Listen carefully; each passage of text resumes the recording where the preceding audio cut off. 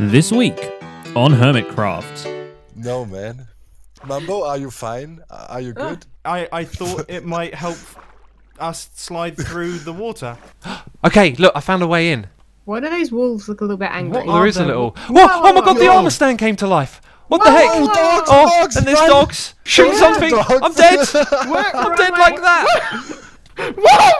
that! Bananas in chat were never so destructive.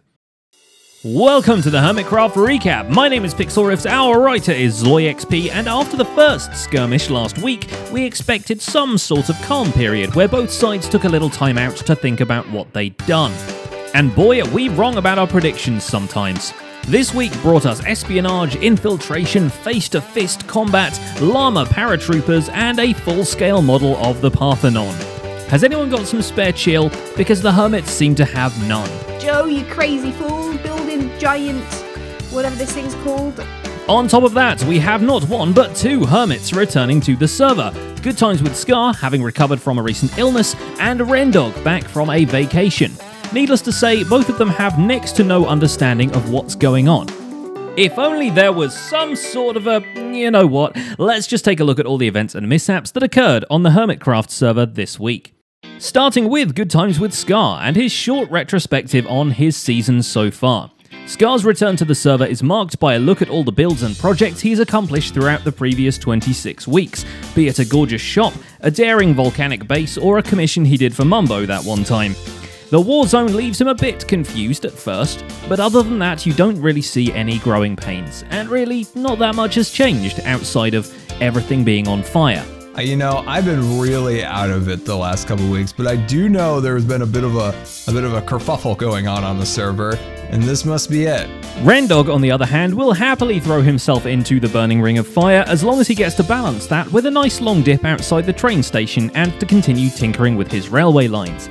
This is just a warm-up before he launches himself into Team Star shenanigans, but it's nice to see him back in the routine of buying out all of Concorp's logs again. And there's yet another mystery to solve when someone has paid for a shulker box of big rocks with some shady-looking diamonds. That is, well, cute, but wrong! In other underhanded business news, TFC decides he's going to undercut Mumbo's end rod prices, and in particular, he takes pity on Iskal for having to pay 1,000 diamonds for a single stag. So after a bunch of off-camera chorus fruit farming, the Mindtasm shop gets an influx of reasonably priced end rods, a shulker box of which are available to Iskal for the unfathomably low price of a single diamond. As business decisions go, it's a shrewd one, but perhaps he wants some good karma before he starts running devious experiments on the residents of his Fallout-inspired vault. Tango Tech, in the meantime, runs some devious experiments of his own on a wide population of cows. You know, because his gigantic mob grinder didn't off the server back when. This AFK cow factory is so large and grand he has to set up a whole separate villager-powered wheat farm to support it. And if the thought of him standing there for a little too long producing an enormous amount of entities and consequently steak wasn't enough to lag the server out, there's Impulse SV's extra-large pumpkin farm right there in the background, ready to be harvested by flying machines with hopper minecarts glued to them. Let's just hope they keep their AFK sessions for the hours when no one else is on. Planning ahead, it's a good thing. ZF, by contrast, opts for smaller and cuter farms of sugarcane and cactus variety. It's a little bit fun. Let's just add a few more zeros on the end there. Oh boy! Oh boy! Okay, no, turn it off, turn it off, turn it off. This is his final rush to finish the first hideout of many, the Pyramid Temple base. And to do that, he needs to consider doors that aren't this. Still, with some redstone know-how and facade renovations, it ends up as a cozy and colourful little build, where you can sleep in a coffin. Bed coffee, because I've had the best night's sleep in here. I really have. It's like I'm dead. Cubfan 2 lays low for a bit, having seen the destruction of the White Flag battle and letting the sides restock in his glorious shots. For now, he returns to the golf club project and, in the absence of Scar, has to terraform and custom tree the place himself. He does a grand job of it too, with walkways and golf carts and a brand new shootout challenge for the masses. This time you have to cross the long drive course in as few Ender Pearl throws as possible, while moving between the flags on said drive course and completing the required quota of said flags. It's up to the contestants to plan their own optimal way through it, and so it's also up to them to pay a pricey entry fee. Well, at least some of the holes of the main course are made easier and more transparent, thanks to removing a couple of mountains out of the way. Python has been getting back to nature as well, setting up a room in his underwater base where he can proudly display his love of flower pots and the things that go in them. You'd think getting one of every type of flower would be a nice easy task for someone who owns a flower shop, but he doesn't want to pull any from his own stock, so he heads out to the Fantasy District and picks them from False Symmetry's backyard instead, even thinking ahead to 1.14 and leaving 3 empty flower pots for the new flowers when they become available. With that taken care of, the central hole of the base gets covered by an egg-shaped dome which he drains thanks to some sponges rented from Ijevin's shop in the Derp Mall. Ijevin swiftly uses some of those profits to buy out the entire stock of Concorp's fire charges. Alarmed by quite how easily Team Star broke through their defenses and dispatched the doorbell, Jevin wants to ensure control over ground combat. And to do that, he props up the battlefield with fire charge flamethrowers. For further fortification, Jevin even introduces trench combat into the mix, but the tunnels you can hide from tanks in are too simple of a tech on their own, so he adds some potion dispensers here and there for easy in-fight buffs. I'm thinking potions of strength, potions of fire resistance, and potions of swiftness. Joe Hills is more content to build their defenses above ground, and in a high-budget sequel to the Observation Tower, he builds a giant nether brick model of the Parthenon right by the Team Star moat.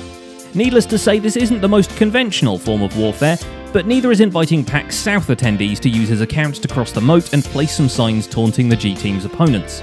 This moat is so ineffective that people who aren't even whitelisted on the server were able to come in here and post signs. False of the Star Team is not amused by his architectural marvels. I mean, look at it. Ridiculous. You know what? Tear this down, build it just on top of there.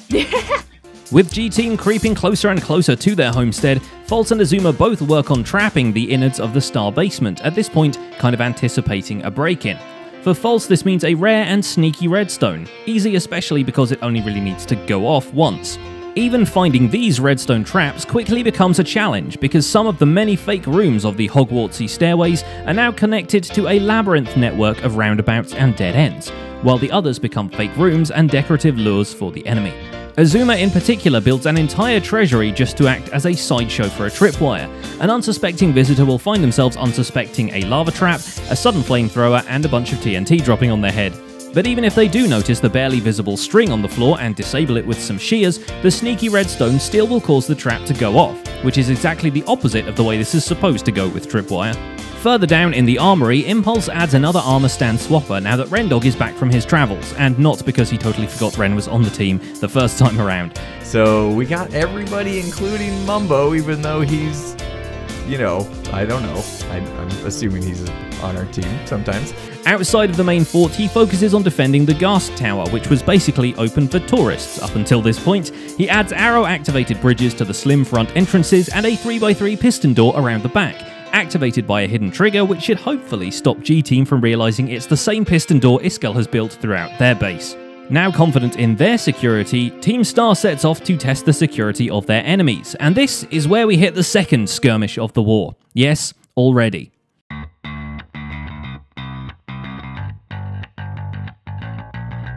The fiddling with redstone made Azuma stumble into investigating his enemies' technologies, and in particular the sneaky water hole that spat out a legion of undead that one time. Some digging revealed a zombie delivery tunnel as well as a redstone line too spacious to ignore, leading all the way to the control room's big red button. Having quickly assembled the squad of himself, False Symmetry, Doc M, and Mumbo Jumbo, X leads the way into the innards of the zombie maker and further to the very basement of the G Team itself. You should mock them. You know how you should do this? You should have a kill chamber that automatically kills the zombies and then root their zombie flesh and drops back into the system, and the zombies that can keep stuff will use that. That's how you do it. Their quest for reconnaissance could have been successful if not for Mumbo loudly declaring his fondness for curvy yellow fruits in the chat. Subtlety, thy name is Mum. Yeah, I'm What are you doing? I just, you know, like, I thought it might help us slide through the water. He's put bananas in chat. That means that an attack is incoming. Iscal, me and you armory right now. Because this was the agreed upon signal for Team Star is raiding your base, look invisible, and all the members of the G Team who were online at the time poured instantly into the armor stand room, conveniently labelled dig here for a surprise from the outside wall. Sooner than you could say maybe too quiet, the recon squad saw armor stands leap to life and take them out one by one. helped of course by Stress Monster's Doggy Brigade. Azuma and Mumbo were shredded by wolves, False Symmetry was chased down by Iskall, and Doc M somehow lasted the longest but was still swiftly dispatched. As invasions go, it could have gone a lot better. Oh my god, they have 1 million dogs. And also, if you guys are going to prepare, don't stand outside your base covered in iron armor. Oh. Was that obvious? Despite it being a point for the G Team on their home turf, the whole event prompts them to tighten their defences and put a few more red herrings into their water purifier. Stress Monster spends some time setting up a panic room, but it's the invaders who will be doing the panicking, because the whole place is rigged to drop silenced, invisible, hostile pigmen from above at the press of a button, while at the same time leaving a handy exit for Stress to disappear and watch the entire thing from behind a sliding glass door. Meanwhile, Iskall creates a fake entrance to the G-Team base, even going so far as to overcomplicate the entrance mechanism so that Team Star will think it's legit. Luring them to the end of a corridor where they'll activate pufferfish player detectors, the corridor's true purpose is to drop the invaders into lava. With the mechanism built, Iskall decides to give it a stress test, by which we mean he asks Stress Monster to help him, but doesn't explain what it does. Look out, look out, look out, look out, look out! To the slipping game if I die, I swear. Explaining things isn't a strong point for the G-Team this week, because Mumbo receives yet another cryptic order, and when asked to press a button twice, he searches for a castle instead. Good work there. Pressing the aforementioned button only once, he receives a set of instructions, immediately executes them, and sets up a complicated Morse code circuit to notify Grian the deed had been done. Dash, dot, dot, dash, dash, dash, dash, dot, dot. Why couldn't you have made that so much easier?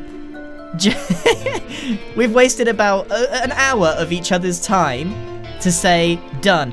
Grian, realising the only way to get through to Mumbo is to literally spell things out, resorts to skywriting between their bases. And returning to the button to press it a second time, Mumbo receives a book which says, "The previous book is a decoy, don't do what it says, show it to Team Star instead to get them on your side."